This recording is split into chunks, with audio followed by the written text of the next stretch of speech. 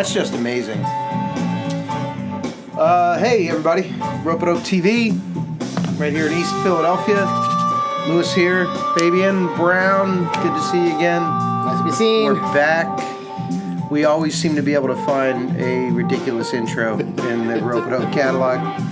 This one coming in was Rockhorn Project, Adam Wolf.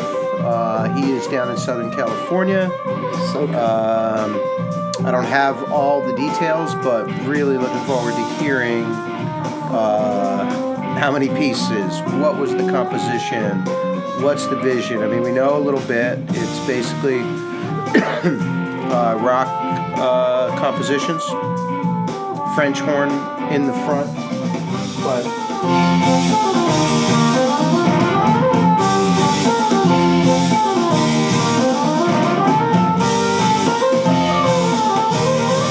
just amazing to me how many variations of music and style and blending that can happen. And one person has a vision and off they go. And these are really exciting times for that. Well, have you ever heard of a French horn and rock music? No, I don't even understand it. But you know, it's really interesting because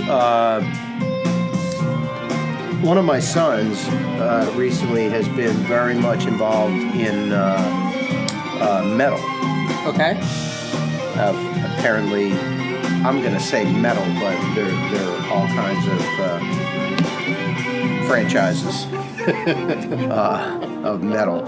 And it was, my whole life I didn't understand that the basis of a lot of that music is classical music. So I never knew that. Yeah, it's because I'm like, oh, everything's jazz. I'm like, well, metal's actually some sort of form of classical. That's what I could get in trouble for saying, maybe. But there you go. I got nothing for that. There's a basis here, though. He is obviously a classically trained musician, right, and composer, and he's thinking of this in a very grand scale with a lot of instrumentation. It's really amazing to me. So, Rockhorn Project is coming up. I don't have my computer here, but I think that's looking like a March or April release. Oh, that's great. Somewhere in there. Maybe even late February. So, keep an eye on the Ropeadope page. Keep an eye here. We'll put it in the credits. So, very excited to bring that to the world. Let's tune back in for a second. Oh, and it's done. I remember checking them out on YouTube, and their videos are even compelling, man. You guys got to check them out. Rockhorn Project. Good videos, right? Yeah. Very warm, very and it cuts to the different instrumentation, right? Mm-hmm. Yeah. Well done. So this is a track from the upcoming Spanky McCurdy record. Nice. And it's called Quentin Tarantino. I think it's foreshadowing for some licensing. Let's take a listen.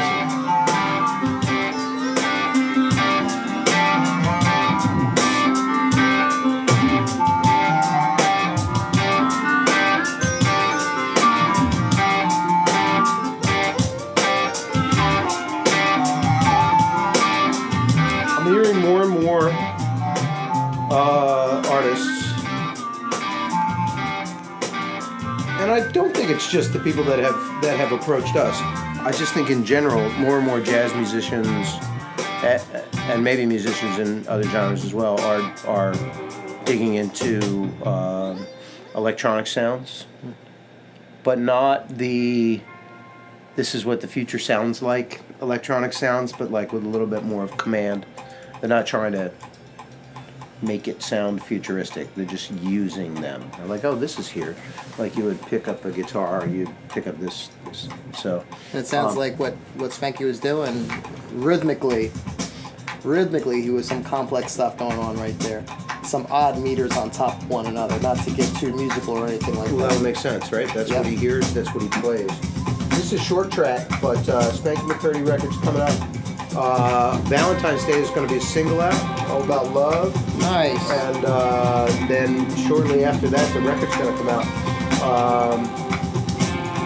But if you're going to Google it, you're going to look for it, you gotta look for Spank. Spank. I'm not sure why the brand changed the name, but it's Spank. The E is off. Spank. The Spank It's E. just Spank. Spank. So, Okay. we'll see. Now we're gonna jump into another track. This is a little surprise and a little preview for everybody. This is Yes. Christian Scott.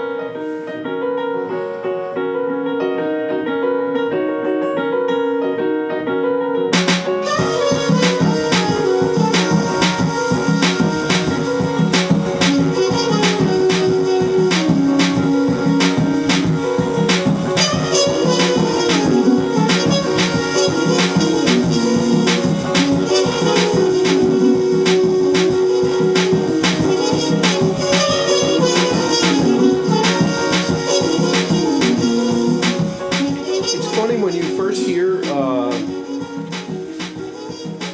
somebody do something different, unique, that I guess that's trap, right? The drum. Yep. The first thing, your mind is set and busy, saying, "Oh, that's what this is," and it's cool because it's different. It's cool because you put two seemingly congruous things together. But you might wonder why, and maybe it was done, maybe there's a sense on the listener's side of, well, that's kind of a novelty, or where's he going with that?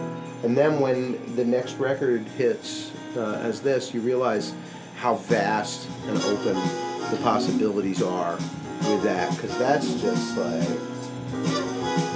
he hears it, and he's working with it. So here's what's up with Christian. There are 3 records coming out. We're recording this and presuming that everybody's going to know that by the time we air it. I guess we just hold it till it's time. But it's a trilogy.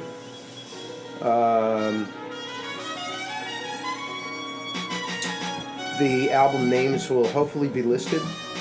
And I'm not exactly sure which record. I believe this is from the first record, but we'll find out. And it's really just a kind of a year-long statement of where Christian is and what his vision is and what's happening. And it's very funny because I've known about this for a while and how we were going to release this stuff and how this was going to pan out. And today I heard that Bob Dylan is releasing a record. I think called Triplicate or something. You want to look it up? Yeah, I'll look it up. And it's like a 3-album thing. He's releasing a triple album. But this one's going to come out over time. So record 1's going to hit in March, record 2's going to hit in June, record 3 is going to hit in September, and then there's going to be the opportunity to get the entire collection together as one collector's package. Nice. Is that it? Triplicate. There you go. So he went with the carbon copy thing. Yeah. Yesterday. I'm going to need that filled out in triplicate. Seriously. So this is it 331? The first one? The whole thing comes out on 331. Same day as the Christian Scott record, Bob Dylan's Triplicate will hit, which is really that's something synchronous. Who knew? We certainly didn't, or we would have, done something different. But not disrespecting Bob Dylan. I would never do that. Not. But I'm a huge Bob Dylan fan. But it's really fascinating to see that. So, this is I think it's a highlight of my year in a lot of ways because there he is. So he has this whole motif going on in the piano, and then he has another motif on top of that with the horns in thirds, just harmonizing. Okay. The whole production of everything is just. We got to get him back in here so I can dissect what's going on in his head of his because. We need some more time. We need some more time. We need like a 2-hour. In fact, when he was here the last time, he hinted towards this track for 30 seconds. You guys aren't ready for this. And then he went to something else. Yeah, this one really stands out. No doubt. Like, I'm All ready right, for so it. now we're gonna jump into something brand new. By the time this show airs, this will be announced. You may have heard already. I'm speaking in past tense in the future here. That Mr. Eddie Palmieri Yes. is joining the Ropeadope family and is releasing a new record, his first in 10 years, called Sabiduria. Let's just...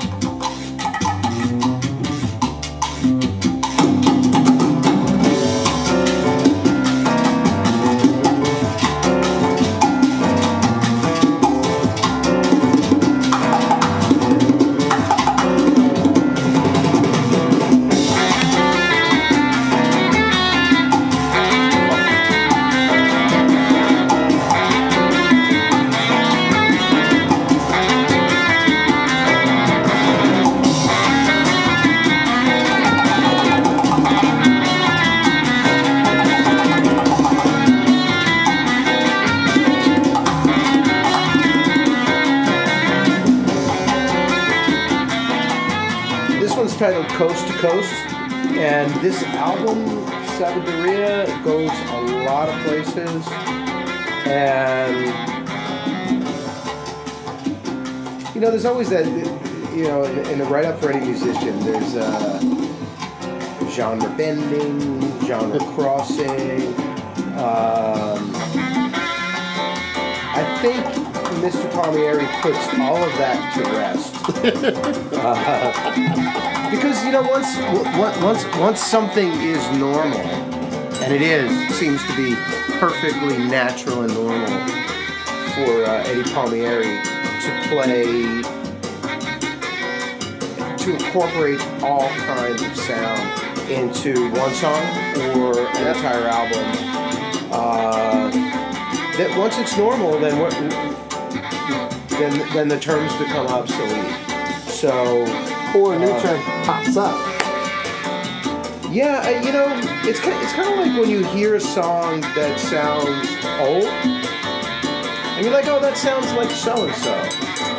And I think sometimes the best songs are like, well, I kind of hear a little, but I hear a little, but it sounds like all of those old things, but it also sounds completely new and different from them at the same time. And I can't really describe fully what Eddie Palmieri is up to now. We watched some history, some things on his life. It is absolutely fascinating.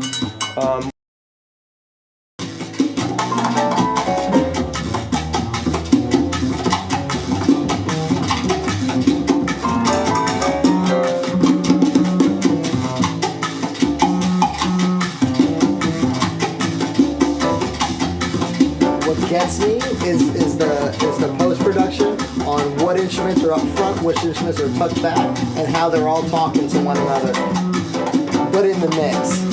But you notice also that Eddie Palmieri is not. Right. You guys talk. I'm back over here. Yeah. He's like the engineer and the conductor and he's, you know, everything's just running. He's just like adding a little ornamentation here and there, right? Yep. Yeah. I always love the Latin sound. It's something that just lifts, makes me excited, makes me feel alive, makes me feel part of the human chain, right? This is it. We had the wonderful pleasure of meeting him, hanging out with him in New York. Yep. And his family. I don't really know how this all came about. I'm feeling not only the honor, but also the obligation. We have a lot of work to do. We do here at Ropeadope, the people do. I think one of the key things is that I think a lot of younger folks might, I think he's one of those names where you say, oh yeah, Eddie Palmieri, like I know that name. But how well? How well do you know the name? there have been a lot of people in the music business for a long time. Some have made public headlines about being independent, or being alternative, or being an advocate for social justice. Yep. This is 50 years of living that life, of breaking the rules, of making new ones, of leading people, inspiring musicians, inspiring people, connecting cultures together. but just not even in a handshake kind of way. Just a boom, we're all human. This is what it sounds like. You know, if you want to know, that's there it is for me. If you want to know what all cultures blending in a joyous way sounds like, Eddie Palmieri. But also go back and, you know, it doesn't mean it was just this happened in a minute. There's a smile, there's a sense of humor, there's a positive outlook, but there's a dedication and a commitment and a lot of hard work that goes into, and a lot of humility that goes in, and a higher calling that goes into being Eddie Palmieri. And what we are tasked with is letting younger people know, and that's becoming sort of a thing for us, is that we're like a channel or between a previous generation and a new generation. And so, you know, I urge people who are listening to this, who are watching this, to dig in and understand who Mr. Eddie Palmieri is, to understand the history of Puerto Rican New York, on the Upper East Side. Not the Upper East Side, but further, Harlem. I said Upper East Side. Harlem River Drive and up. Dig in. What did he say in that documentary? Like, once you're over the bridge, you're in Harlem, whether you wanted to be or not. No, they were driving to the Bronx. And to the Bronx, right, to the Bronx. So now we're going over the bridge, and once you're over the bridge, you're in the Bronx, whether you want to be or not. Fascinating stuff on, I think that's on the Red Bull site. We're going to have some stuff. This is crazy stuff. You talk about the 80s in the Bronx and the history of hip-hop and that authenticity. Dig into Mr. Eddie Palmieri. Understand the context of how Spanish Harlem is really, I said Upper East Side, and I really wanted to reference Spanish Harlem, which is well above the Upper East Side in both humanity and geography. So, who we got here? Well, now what's interesting is the way that just sort of blended in, and that's completely accidental. I know who we have here. Exactly. So now we go into. I wanted to dig into the Nick Payton album a little bit more. Okay. I mean, we've played a few things, but let's stop for a second and listen to this.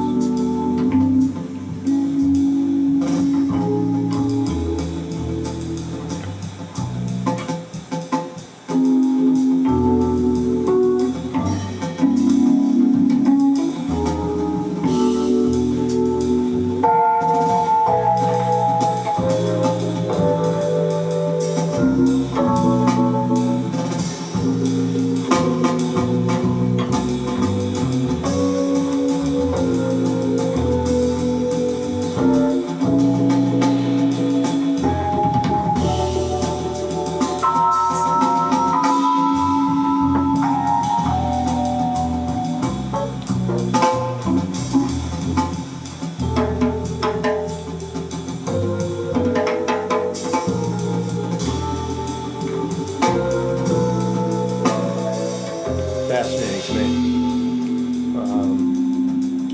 This track is called from Nicholas Payton's Afro-Caribbean mixtape, and that is out next week or last week. When whether you were here or not. And this track is called El Guajiro. Two tracks, one La Guajira and El Guajiro, which they don't strike me as similar to each other. Not at all. But man, he really gets into just some space in here, and I think I'm hearing.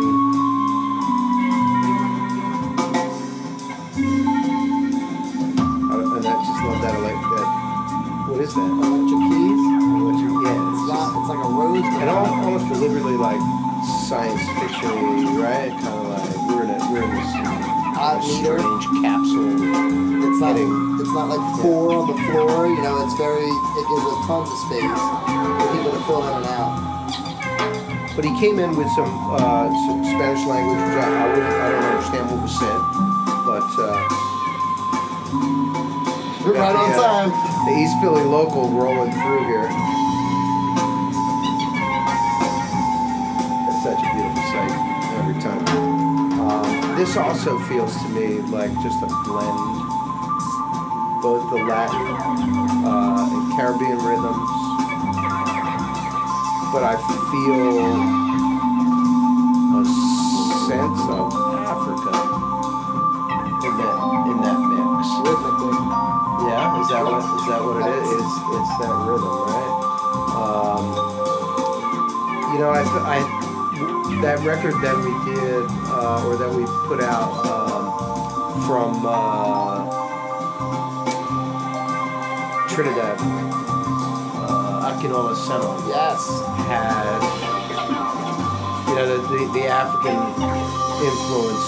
I wouldn't call it influence. I think they're digging backwards and it's always there, but they're deliberately going back. And I think Nick is deliberately digging into the roots, into the soil of where did this music come from. Not because he needs to know, he already knows, but he wants to make that connection. And share it. Music seems to me to be the consistent connection to the past. In that way, for the African diaspora. I mean, everything else is taken, names and lives and families, but the music somehow always leads back to that core, right? It's the language that brings us back. It's a language that you can understand from then to now.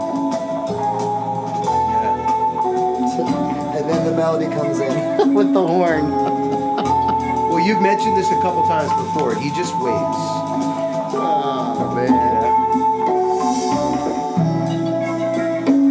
It feels like chronological, you know? Like it's a long time and then enter the next thing. Yeah. Don't want to compare him to any other artist, but it reminds me of something. I'll show it later. Okay. We'll put it in the credits. In the credits. Yeah. What are you doing, Tinder on there or something? My wife.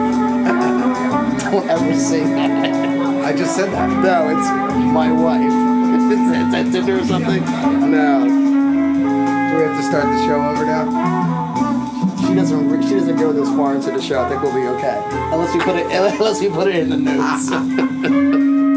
Hey, so did you watch the show? Yeah, I watched it. Did you watch all of it? Yeah, I watched it. She loves me though. I was good though. Like you just put that on record. I'm just saying. I just was joking. Alright. Beautiful stuff, folks. Yes. Babe, yeah.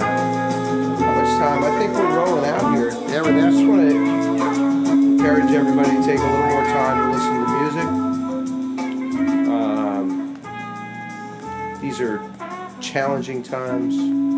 We are constantly battling over here to try to keep this thing going and to keep support for all these artists. Just, you know, we've got a long road, and really just kind of want to encourage everybody to come a little closer you know, dig in, listen to the music. I can say buy it and all those things, and that's always wonderful if you get the money to do that. But at least just stream it and share it, and just come a little closer, listen to the music. These folks are pouring everything they've got into expressing, distilling the challenges of life and our crazy world into something beautiful, and just hammering it out and making it beautiful, and trying to communicate with you, with the audience, with humans. And so let's all, let's rally around that. Let's circle around that. All right? Beautiful. That's good for me, man. Awesome. Thank you so much. You got it, man. Sounds great.